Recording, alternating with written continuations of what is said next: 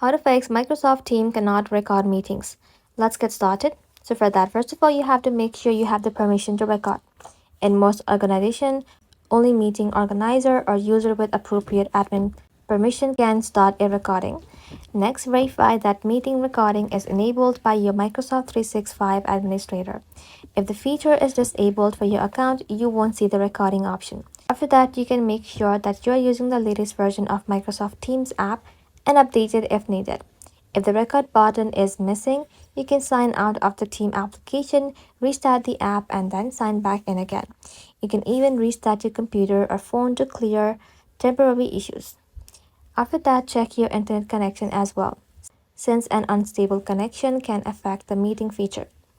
And now, if you're recording from a work or school account, your organization may have policies that prevent recording. In that case, contact your IT administrator. That's it. Thank you all for watching. If this video was helpful, consider subscribing to our channel and liking this video.